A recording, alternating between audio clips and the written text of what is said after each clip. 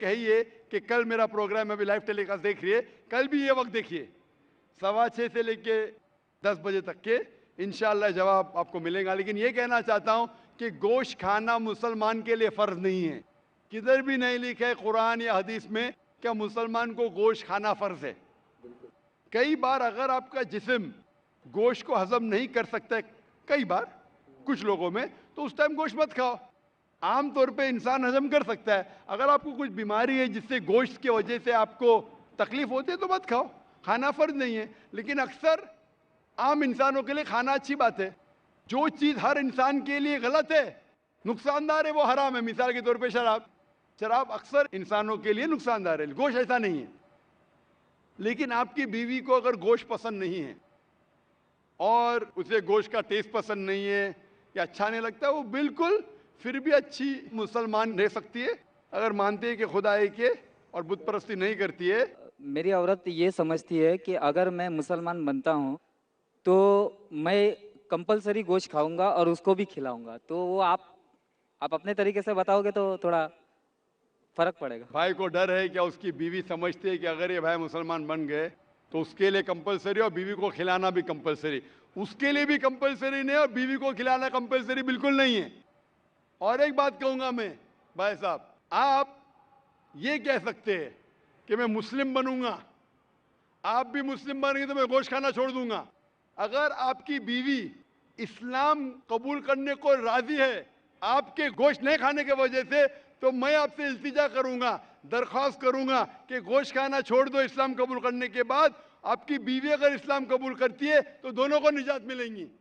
ये होता है सैक्रिफाइस करना बीवी के लिए।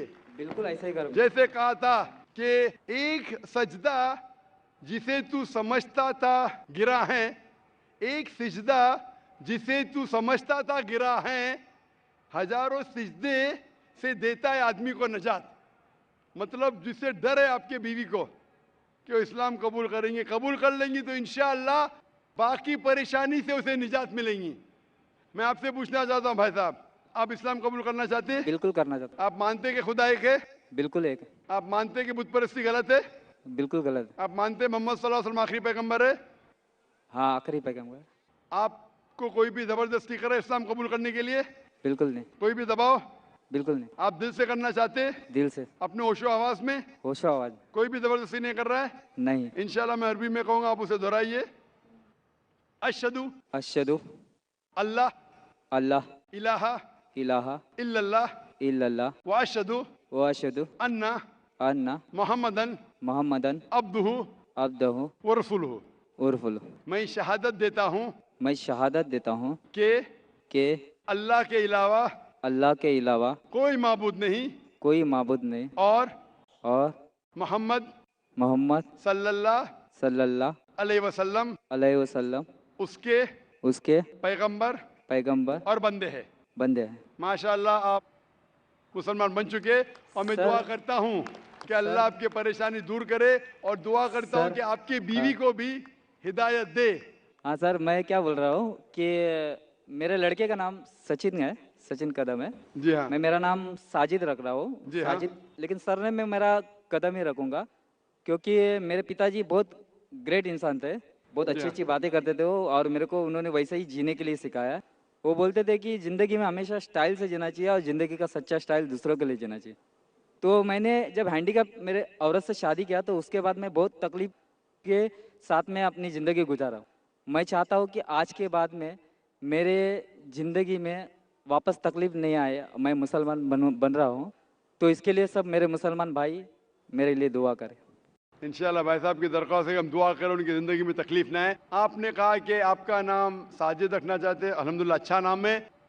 कदम आपका सरनेम कदम। आम तौर पे इस्लाम में सरनेम बदलने की इजाज़त नहीं है क्योंकि सरनेम से पता चलता है आपके खानदान के बारे में।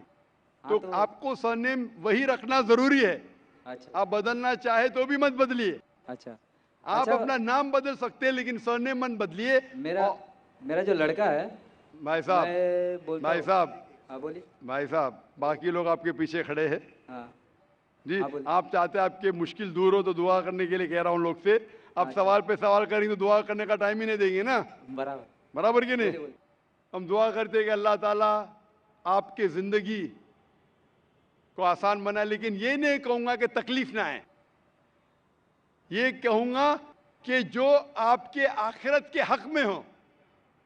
अल्लाह ताला आपको इतनी तकलीफ कभी भी नहीं देगा जो आप वो तकलीफ उठा ना सके।